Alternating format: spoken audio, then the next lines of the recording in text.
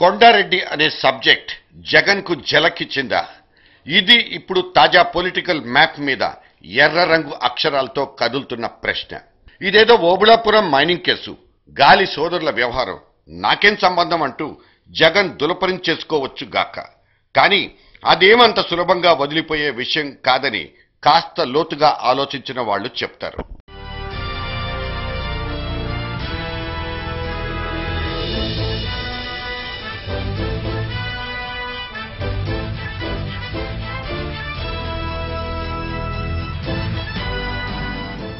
ఈ కొండారెడ్డి ఓడిపోయిన కాంగ్రెస్ అభ్యర్థి వరదరాజుల రెడ్డి కొడుకే.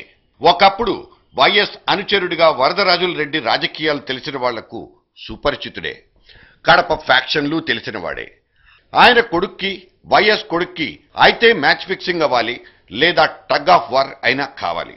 ఇక్కడ జరిగింది రెండో గేమ్.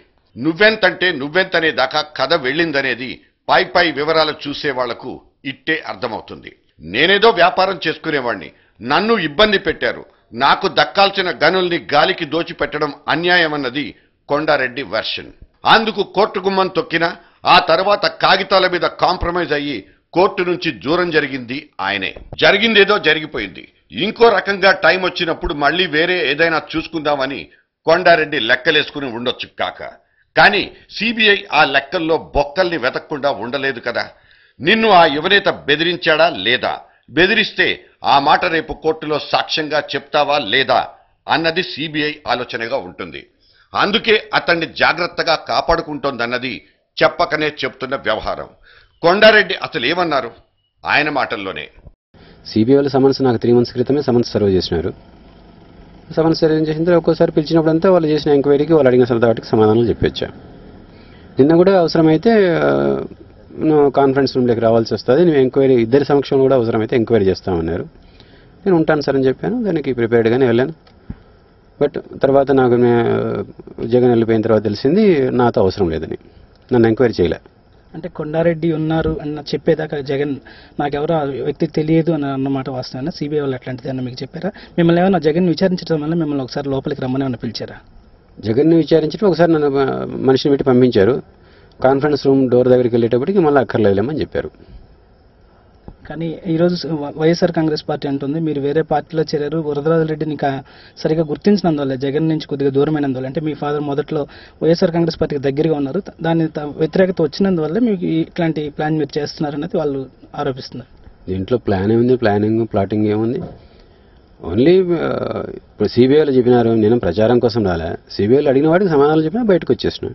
దాన్ని ప్రత్యేకంగా అతను ఇరికించాలనే ఇంకోటి ఇబ్బంది పెట్టాలనేది నేను చెప్పింది అయితే ఫ్యాక్ట్స్. దీనివల్ల పొలిటికల్ మైలేజ్ తీసుకోవాలనే ఆలోచన కూడా మాకేం లేదు. ఫ్యాక్ట్స్ ఒకటి మాత్రమే చెప్పిన.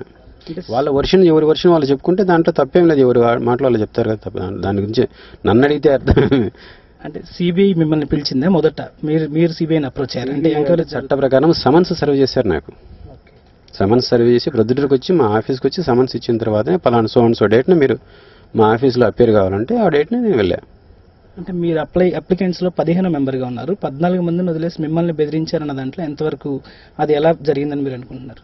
బెదిరించారు జరిగినట్టు ఒకటి వర్షన్, అంటే ఒక రకరకాలు మాట్లాడుతూ ఉంటారు. నేను ఏం జరిగిందో ఆ విషయం మాత్రమే సిబిఐకి చెప్పాను.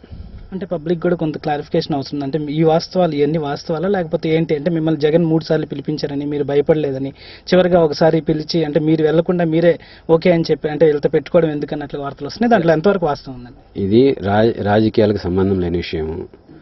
నేను ఒక మైన్ కావాలని చెప్పి నేను ఒక అప్లికెంట్, సాధారణ అందరి అప్లికెంట్స్తో పాటు నేను అప్లికేషన్ పెట్టినా. నాది కొంతవరకు ప్రాసెస్ అయింది, అక్కడ ఆగిపోయింది, కోర్టుకు పోయినా. నేను నా పర్సనల్గా నా వ్యాపారం గురించి ఫైట్ చేసినాను తప్ప దీంట్లో పాలిటిక్స్ కానీ పబ్లిక్ తెలియాల్సిన విషయం కానీ దాచిపెట్టేది కానీ ఏమీ లేదు. అసలు బెంగళూరుకి మిమ్మల్ని జగన్ పిలిపించిన వాస్తవమైన గతంలో తర్వాత మాట్లాడదాం సార్, కలుద్దాం. అంటే కొంత చిన్న క్లారిఫికేషన్, అసలు అంటే దాంట్లో వాస్తవం ఉందా? వస్తున్న వార్తల్లో ఎంత నిజం? వస్తున్న వార్తలు వాస్తవం అనుకుంటున్నాను నేను కూడా. అసలు ఎప్పుడు అప్లై చేశారు సార్ కొండారెడ్డి గారు దీన్ని? మొదట్లో మీరు దీనికి ఎప్పుడు అప్లై చేశారు? తర్వాత జరిగిన ప్రాసెస్లో ఎక్కడ మీకు ఇబ్బంది కలిగినట్లుగా? నోటిఫికేషన్ ఇచ్చిన తర్వాతనే కదా మైన్స్ అప్లికేషన్ కాల్ ఫర్ చేస్తాం. Mines and geology department notification ఇచ్చింది. నోటిఫికేషన్ ఇచ్చిన తర్వాత అందరితో పాటు నేను అప్లై చేసిన. సిబిఐ ఇదే వ్యక్తిని పక్క గదిలో కూర్చోబెట్టి జగన్ని ఇతని గురించి విషయం అడిగితే నాకేం తెలియదంటూ చెప్పాడని, ఆయన్ని చూస్తావా అంటూ సిబిఐ అడిగితే జగనుడు షాక్ తిన్నాడన్నది బయట వినపడుతున్న ఒక బలమైన విషయం. కొండారెడ్డి ఎవరో నాకు తెలీదు అనడానికి, కొండారెడ్డిని నేను బెదిరించలేదు అనడానికి చాలా తేడా ఉంది. అక్కడ జగన్ ఏం చెప్పారన్నది ఊహాజనితమైనగానే కనిపిస్తాయి. ఈ విషయం సిబిఐ అధికారికంగా మీడియా ముందుకొచ్చి ఇప్పుడు చెప్పాల్సిన అవసరం లేదు. కేసు దర్యాప్తు పూర్తయిన తర్వాత కోర్టు ముందే చెప్తామని చెప్పొచ్చు, లేదా ఇప్పుడున్నట్లు ఈ విషయం గురించి మౌనంగానూ ఉండిపోవచ్చు. అయితే జగన్ వర్గం ఇక్కడ చిన్న బోల్తా కొట్టిందని చెప్పక తప్పదు.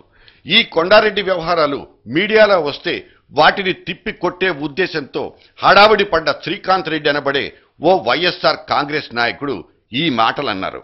దానిపైన ఎల్లో మీడియా తీవ్రస్థాయిలో కథనాలు రాస్తుంటే తప్పకుండా అనుమానాలు వస్తున్నాయి. సిబిఐ విచారణ ఇలాగే ఉంటుందా? ఇక్కడే చెక్ అనాల్సి వస్తుంది. ఎందుకంటే లోపల జరిగింది నిజమేనని జగన్ ఆయన వర్గం ఇండైరెక్ట్ గా ఒప్పుకున్నట్లేగా అన్నది వైరిపక్షం నుంచి వచ్చిన ధీటైన రిటార్ట్. నిజమే, సిబిఐ అత్యంత పకడ్బందీగా వ్యవహరించాల్సిన విషయంలో వివరాలు బయటకు ఎలా వచ్చాయని వాళ్లు అడగబోయారు. అక్కడే తప్పులో కాలేశారన్నది వాళ్ల మీద పడ్డ రాళ్లు. రాళ్ల సంగతి పక్కన పెడితే సాక్షాత్తు కొండారెడ్డి మీడియాలో కొన్ని సంస్థల ముందుకొచ్చి అందించిన ఉప్పే ఆ నిజాలు వెలుగులోకి రావడానికి తోడ్పడ్డాయన్నది జగన్ వర్గం ఊహించలేకపోయిందా? ఇదిలా ఉంచితే అసలు జగన్ మొదటి నుంచి వ్యవహరిస్తున్న శైలి ఆయన అనుచరులకు ఇబ్బందిగా మారుతోందన్న విషయానికి వద్దాం. ఇక్కడే వైఎస్ ను ఒక ఉదాహరణగా తీసుకోవాల్సి వస్తుంది. తనను నమ్మిన వాళ్ల కోసం వైఎస్ ఎంతకైనా తెగిస్తారన్నది ఆయన్ని చూసిన వాళ్లు చెప్పే నిజం. మరి ఆయన అంశే అయిన జగన్లో ఆ లక్షణం లేదా? అసలు ఈ ప్రశ్న ఎందుకు ఉత్పన్నమైంది? ఇప్పుడు జరుగుతున్న వ్యవహారాలకు ఈ ఆదుకునే లక్షణానికి సంబంధం ఏమిటి? మారిన జగన్ కుటుంబ పరిస్థితులు, పూర్తిగా భిన్నంగా కనిపిస్తున్న తాజా రాజకీయాలు, వీటికి తోడు జగన్ వ్యాపార సామ్రాజ్యం మీద జరుగుతున్న వరుస దాడులు, జగన్ వ్యాపారాల్లో పెట్టుబడులు పెట్టిన వాళ్ల మీద, ముఖ్యంగా జగన్ కు అత్యంత లాయలిస్టులుగా పేరొందిన అనుచరుల పేర్లు ఒక్కటొక్కటిగా బయటకొస్తున్న సందర్భంలో వాళ్ళందరికీ జగన్ ఆశించిన భరోసాను ఇవ్వగలరా? ఇస్తున్నారా?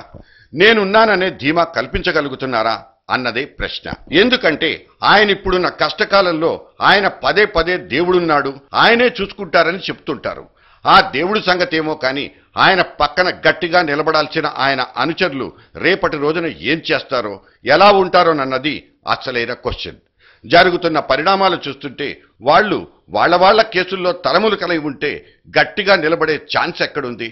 ఇదంతా పక్కన పెడదాం. అసలు రేపు జగన్ తాను కావాలని వీళ్లకు అండదండలు అందించాలని అనుకున్నా ఇప్పుడున్న కేసుల్లో వాళ్లకు ఏ రకంగా సాయపడగలరు? మొన్నటికి మొన్న తన సొంత పులివెందుల సంస్థానంలో ఒక కిద్ది స్థాయి పోలీస్ అధికారి తన అనుచరుని ఎవరినో ఒకరిని అరెస్టు చేసి స్టేషన్ ముందు ధర్నాకు దిగిన జగన్ని చూసి బోలెడు జాలిపడాల్సి వచ్చింది. ఓడలు బళ్ళవడం అనేది ఇటువంటి దృశ్యాల్ని చూసే. ఇంత చిన్న విషయానికే అంత పెద్ద రాద్ధాంతం చేయడాన్ని ఆయన రాజకీయ బలప్రదర్శన అనుకున్నా, ఆయన్ని అనుసరించాలనుకుని ఆశపడే రాజకీయవాదులు మాత్రం దీన్ని గోరు గొడ్డలి సామెతతోనే సాపత్యం చెప్పుకుంటారు. ఈ నేపథ్యంలో ఆలోచిస్తే జగన్ చుట్టూ ఇప్పుడున్న వాళ్లంతా పప్పు బెల్లాలకు ఆశపడేవాళ్ల, లేక ఒక ఘనమైన రాజకీయ భవిష్యత్తును ఆశించేవాళ్ల అన్నది నిర్ణయించుకోవచ్చు. ఒక్కటి మాత్రం నిజం, జగన్ రాజకీయ పరిణామ క్రమంలో ఇప్పుడు జరుగుతున్నవన్నీ ఆయన ప్రత్యర్థులు సృష్టిస్తున్న అడ్డంకులు అనుకోవచ్చు.